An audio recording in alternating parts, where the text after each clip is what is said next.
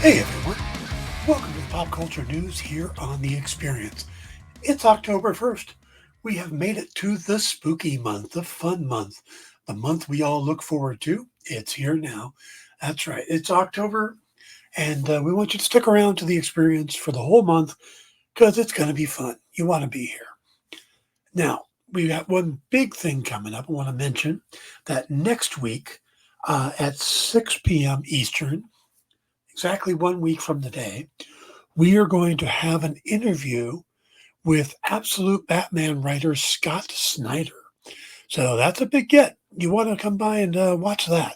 So, absolute Batman writer Scott Snyder will be here on The Experience live, 6 p.m. Eastern, next Tuesday. So, check that out, October 7th. You'll want to be here for that. Now, let's get into the news, shall we? Because there's a lot going on. Now, we're going to start with the current legal battle between Marvel Studios and their former X-Men 97 showrunner, Bruce DeMeo. Now, this continues, and the writer is talking about the series that he was fired from. In a recent post, DeMeo claimed that the second season of the animated series will only be 9 episodes instead of the originally planned 10, and that what they're dropping was pretty big.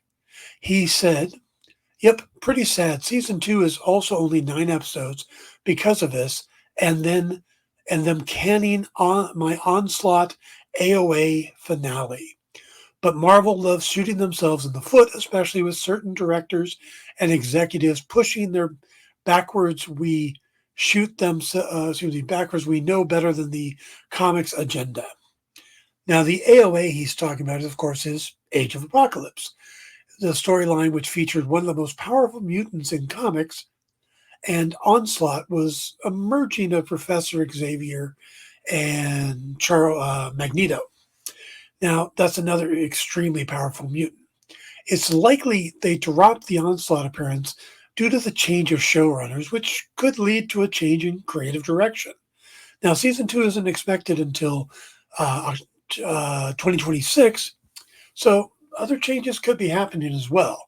But you got to take a lot of this with a grain of salt because Bruce DeMeo's mad at Disney. So, again, just take what he says with a little bit of grain of salt.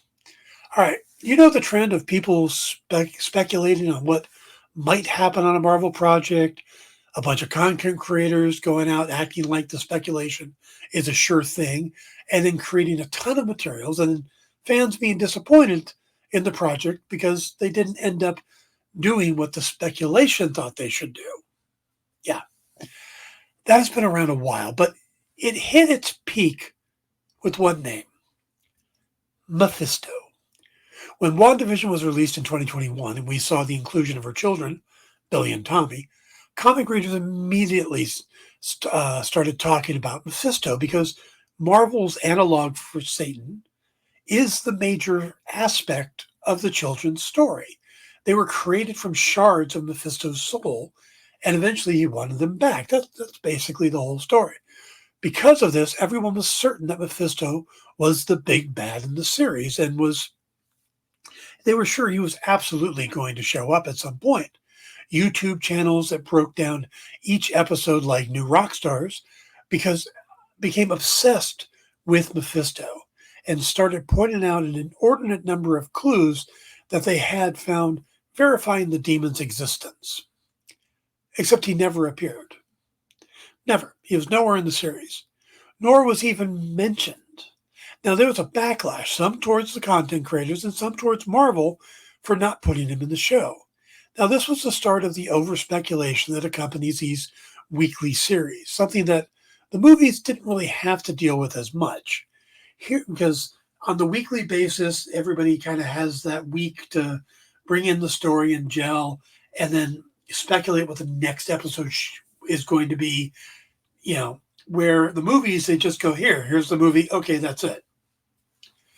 Now, here we are a couple years later, and while these rumors of Mephisto possibly appearing in the much delayed Ironheart series, so they're saying Mephisto is going to appear because the Hood is in it, and he's going to get the Hood from Mephisto, and there's even talk that Sacha Baron Cohen is going to play him. but none of that has been confirmed. There's not even a guarantee that Mephisto is going to be in the MCU. Until this last week, Agatha All Along, Episode 3, in a moment where Jennifer Kale, played by Shashir Zamata, and Teen, Joe Locke, are looking for a corkscrew in this weird house they're in. They break away from everybody else, and Kale tries to warn him to be leery of Agatha, Catherine Hahn's character, by telling him that Agatha actually traded her son away for the Darkhold, the book she used in WandaVision and ended up Wanda getting. So if she traded away her son, Nicholas Scratch, that's pretty severe. But while she's telling him this about Nicholas being traded away, she says no one really knows what happened to him. They say he might be dead. Others say he might be a demon or an agent of Mephisto. But hey, that's what happened when you have Agatha Harkness as your mom, right? I doubt she would recognize her own son if he showed up on her doorstep. Now, this line is obviously supposed to make viewers think that the teen might be Agatha's son, Nicholas Scratch. But it also opens the door to the Big M, finally showing up in the Marvel Universe. So while he hasn't and may not appear in the series, when it comes to the MCU, at least Mephisto has joined the chat. So new rock stars can be happy over there. Fans of the worlds created by Marvel Studios and DC Studios knows that you really have to pay attention to the details when watching these shows. Marvel has this habit of putting QR codes into their series, just like on the wall, stuff like that. And if you put your phone on there and you get the QR code, it takes you to like digital comics that tie into the series. Well, it's a nice little bonus, but DC has gone one step further. And they put a QR code in the first episode of The Penguin. If you didn't see it, it's when Oz and Victor are on the train going out to Oz's mother's house. There's a Riddler follower that comes by with a flyer, and on the flyer is a QR code. And if you can angle it right and pause at the right point, you get led to the website Rada Alada. Now, if you remember from the movie, The Batman, El Rada Alada was one of the clues, and it took Batman to a website where he could communicate with the Riddler. Well, they put it out there to do some viral marketing when the Batman came out. Well, the site is still up and active, and this link takes you there now, but they've changed it. There's some dialogue back and forth talking about what the Riddler did and stuff like that. But there's also a single link on the page. And that link takes you to a newspaper page from the Gotham Gazette. Now, they put out, I'm not sure where this went out, but there was a 4-page Gotham Gazette handout that went out, and it had a bunch of stories about Gotham post-flooding. Well, this is a 5th page, and it's a story about Alberto Falcone. And it really kind of fills in some of the details about what Alberto was doing prior to his father Carmine's death, stuff like that. So it's a nice little touch to that. It also shows his mindset. So if you are following the Penguin, you want to check that out. Either get the QR code, or you can go to www.rataalada, RATAALADA.com, and go from there. And I'm sure they're going to do other stuff with that site too. So it's probably a good one to bookmark. If you're looking at this week's box office numbers, you're going to see the new animated feature Wild Robot topped the charts with $35 million opening weekend, which is great news for Universal, but that isn't what people will be focused on. Francis Ford Coppola is a celebrated director for years of making incredible films. But in 2019, he supported his friend Martin Scorsese, who shared his views on the state of the film industry, and Scorsese claimed it was being destroyed by comic book movies. Now, Coppola came out and added that he thought Marvel's movies were despicable and compared them to theme park entertainment and said they were not cinema. Now, these aren't the only ones who have come out and intimated that Marvel films are just the same film made over and over again. Now, whether he was trying to prove his point or not, Coppola wrote, directed, and self funded a new film called Megalopolis, which hit theaters this weekend, but it had actually gone to like the Cannes Film Festival and stuff like that. Now, because maybe his name, the script, I don't know, but he was able to attract a good cast of characters or actors to be in this. Adam Driver, Giancarlo Esposito, Nathalie Emmanuel, Aubrey Plaza, Shia LaBeouf, John Voight, Lawrence Fishburne, Talia Shire, even D.B. Sweeney. Now, the story is of a futuristic city and a battle between a brilliant artist who wants to make this utopian future and this greedy politician who's doing what greedy politicians do. Now, Coppola put 120 million into this film. That's not talking marketing or anything else. This is just to make the film.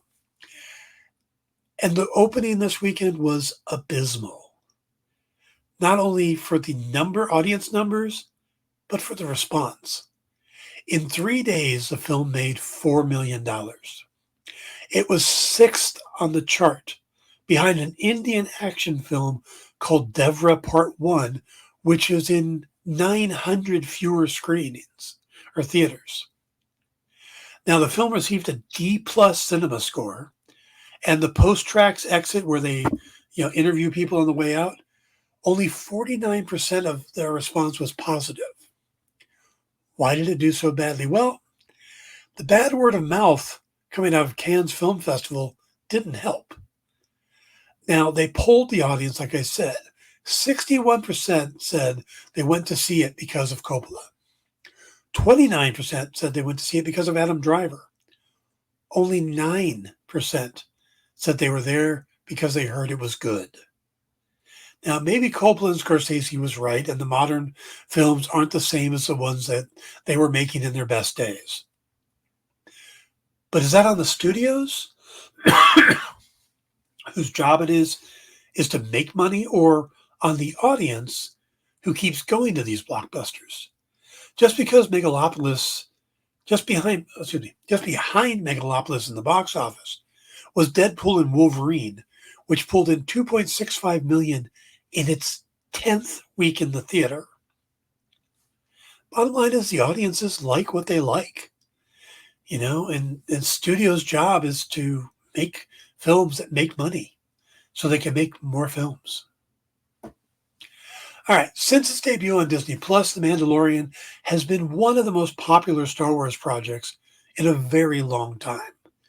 It brought a lot of viewers back into the fold that had been disappointed by the sequel trilogy. The whole Rey and Finn, and some people like it, some people don't. But they lost a good amount of the audience. Well, Jon Favreau and Dave Filoni merged together the live-action world with some of the breakout characters from the animated stuff that Dave Filoni had been working on, and created this new era, this post-Return of the Jedi era that has been very successful so far. Now, the characters are going to be heading into the big screen. We're going to get the Mandalorian and Grogu movie. But insiders are saying now that the film is going to be the end of the series with Din Djarin and his little foundling. And that after the movie, you might see the Mandalorian pop up in other shows or other projects, but there won't be a fourth season of the Mandalorian. That is going to be moving on to do other things. And I don't know if that's the wisest thing, because the Mandalorian has been the one for sure thing they had. Ahsoka did all right, Andor did great, but Obi-Wan Kenobi struggled. They killed the Acolyte after one season. We don't know what's going to happen with Skeleton Crew, stuff like that. So maybe they should hang on to the one thing that was definitely a hit. All right, our final story for the day has to do with David Cornsweet, the new Superman. And if you were afraid that he was just tall, lanky, and not built enough to play Superman, well, in a recent appearance on the Manly Thing sort of podcast, the new Clark Kent said that he had bulked up to 238 before filming, and he didn't fit into any of his pants. The initial transformation didn't feel great to the actor either, because his body hadn't really adjusted to all the extra weight. So he realized just how big he had gotten when he needed a 2XL sweatshirt. They were doing a table read and sitting around, and he was getting cold. So he asked for a sweatshirt, and he needed a 2XL, which was new for him. Now, he told the podcast audience, that was at the peak of my bulk. And then I slowly lost weight before we started shooting. I started shooting about 228, 230. I know I wanted this to be my excuse to see what it felt like to gain essentially as much weight as I could. Now, while we've come to expect Superman to look chiseled thanks to Henry Cavill, the role doesn't necessarily call for that, since the character's powers come from the yellow sun and not from like physical training or anything. Now, comic book artist and Image co-founder Eric Larson made a comment about this, saying, Superman needs to look relatively fit, but he doesn't have to look like a bodybuilder. And I think that's true. Yes, Cavill was absolutely chiseled. Christopher Reeves was big, but he wasn't really bodybuilder big. And I think it makes more sense to have somebody fit, not necessarily huge. So I think David Cornsweet's going to do a fine job. All right, guys, that is the news. Remember to stick around. We've got Minute to Skim It, Mint Hunter, and Kicking It with Henri tonight. And remember, next week on the 7th, we've got the live interview with Scott Snyder on Talking Shop. So we're going to do a special one at 6 p.m. So be here for that. Otherwise, I want you guys to have a great week. Let's have fun this October, and I'll see you soon.